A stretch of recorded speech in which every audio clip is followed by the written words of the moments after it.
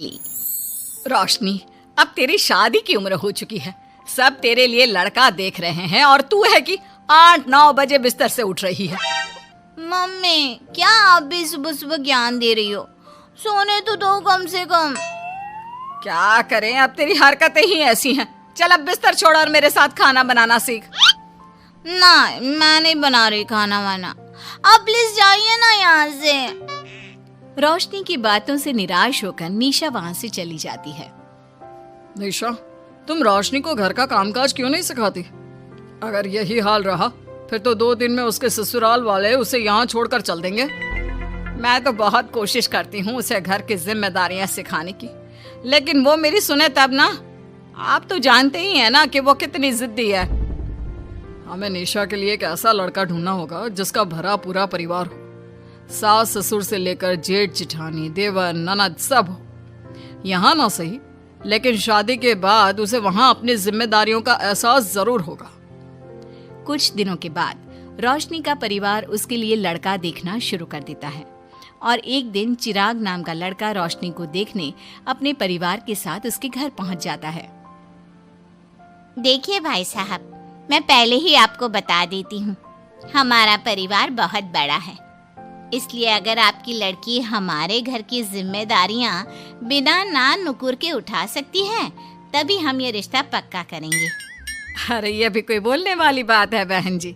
हमारी रोशनी आपके पूरे परिवार को बैठे बैठे खिला सकती है, इतनी जिम्मेदार है मेरी बेटी। अगर ऐसी बात है फिर तो हमें इस रिश्ते से कोई आपत्ति नहीं है। तो फिर चट मंगनी पट ब्याह के बारे में क्या ख्याल है? हाँ बिल्कुल, शादी में देर किस बात की, 3 हफ्ते बाद ही शादी का शुभ योग है। अगर आपको कोई दिक्कत ना हो तो हम इनकी शादी भी 3 हफ्ते बाद ही करा देते हैं। अरे हमें इसमें कोई परेशानी नहीं है। इस तरह दोनों परिवारों में शादी की तैयारियां शुरू हो जाती है और कुछ ही दिनों बाद रोशनी की शादी चिराग से करा दी जाती है। शादी के बाद, बहू इनसे मिलो, ये है तुम्हारी दादी सास, ये बड़ी सास और बड़े ससुर, ये तुम्हारे जेठ, ये जेठानी, ये दोनों तुम्हारे देवर और ये इस परिवार की सबसे छोटी बेटी सिमरन, यानी कि तुम्हारी ननद है। परिवार में इतने सारे लोगों को देखकर रोशनी का सर चकरा जाता है। वो अपना सर पकड़ लेती है और मन ही मन सोचने लगती है, हे भगवान, ये किस जन्म का बदला लिया है आपने मुझसे? मैंने क्या बिगाड़ा था आपका जो आपने मुझे ऐसा परिवार दिया? बेटा, किस सोच में पड़ गई तुम? और कितने लोग हैं आपके परिवार में? बस हम इतने ही लोग हैं बेटा, ज्यादा लंबा परिवार नहीं है हमारा। अब इससे लंबा और कितना बड़ा परिवार होगा आपका? ये ससुराल कम चिड़ियाघर ज्यादा लग रहा है। कुछ कहा क्या तुमने बेटा? नहीं मम्मी जी, वो मैं बहुत थक गई हूँ, तो क्या अब मैं सोने जा सकती हूँ? हाँ क्यों नहीं बहू। चिराग, बहू को अंदर कमरे में लेकर जा। जी माँ। चिराग रोशनी को अंदर कमरे में लेकर जाता है। चिराग, मुझे यहाँ नहीं रहना, मुझे अलग रहना है। ये तुम क्या बोल रही हो रोशनी? अभी तो आई हो तुम और अभी अलग होने की बात कर रही हो। परिवार वालों को पता चलेगा तो कितने दुखी होंगे वो लोग। मुझे नहीं मतलब किसी से, और इसे तुम परिवार कहते हो? ये परिवार कम कोई गली मोहल्ला ज्यादा लग रहा है। रोशनी, अभी तुम नई हो इस परिवार में, इसलिए शायद तुम्हें ऐसा लग रहा है। कुछ दिन में आदत हो जाएगी तुम्हें। चिराग की बात सुनकर रोशनी अपना सर पकड़ लेती है। आपको समझाना तो दीवार में सर पटकना है।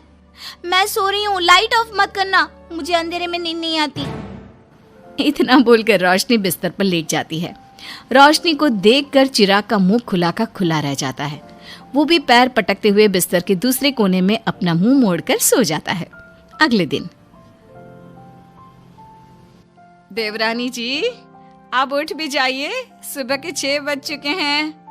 सोने दो ना मम्मी, क्यों परेशान कर रही हो? देवरानी जी, मैं आपकी मम्मी नहीं जेठानी हूँ। सुबह सुबह क्या मजाक है मम्मी? इतना कहकर रोशनी अपनी आंखें मसलते हुए उठती है और अपनी जेठानी को देखकर चौंक जाती है। दीदी, आप यहाँ? पिछले 1 घंटे से तुम्हें उठा रही हूँ, लेकिन तुम हो कि अब उठ रही हो। लेकिन अभी तो सिर्फ 6 बज रहे हैं, आपने मुझे उठाया क्यों? वो इसलिए क्योंकि आज तुम्हारे इस घर में पहली रसोई है, तो खाना आज तुम्हें ही बनाना होगा ना। क्या? मुझे पूरे मोहल्ले के लिए खाना बनाना पड़ेगा? नहीं रोशनी, तुम्हें पूरे मोहल्ले के लिए नहीं, सिर्फ परिवार के लोगों के लिए ही खाना बनाना है। आपका परिवार किसी मोहल्ले से कम है क्या? कुछ कहा क्या तुमने? हाँ, नहीं दीदी, आप चलिए, मैं अभी फ्रेश होकर आती हूँ। आरती वहां से चली जाती है, जिसकी थोड़ी देर बाद रोशनी भी रसोई में जाकर मजबूरी में सबके लिए खाना बनाने लगती है। पूरे 2 घंटे मेहनत करने के बाद उसका खाना बनकर तैयार होता है। वाह बहू, खाना तो बड़ा स्वाद बना है। सच में बहू, तुमने भले ही बहुत देर लगाई खाना बनाने में, लेकिन खाना बहुत स्वादिष्ट बना है। आपके हाथों में तो जादू है देवरानी जी। मैं तो कहती हूँ अब से रोज आप ही खाना बनाया कीजिए, क्यों मम्मी जी? हाँ हाँ बेटा, बिल्कुल ठीक कहा तुमने। रोशनी, आज से रोज तुम ही खाना बनाना। ये सुनकर रोशनी चौंक जाती है। खाना खाने के बाद सभी लोग रोशनी को शगुन का नेक देते हैं और फिर अपने अपने रूम में चले जाते हैं। क्या यार रोशनी, इतना टेस्टी खाना बनाना जरूरी था क्या? अब फंस गई ना तू। ये सब माँ पापा की वजह से हो रहा है, उनके कारण मुझे ये सब झेलना पड़ रहा है। रोशनी गुस्से में अपने रूम में जाती है और अपनी माँ को फोन मिलाती है। मम्मी, मैं आपको कभी माफ नहीं करूंगी। आपने जानबूझकर मुझे इतने बड़े परिवार में भेजा है, जहाँ मुझे सांस लेने की भी फुर्सत नहीं है। हमने ये सब इसलिए किया ताकि तू अपनी जिम्मेदारियां निभाना सीखे।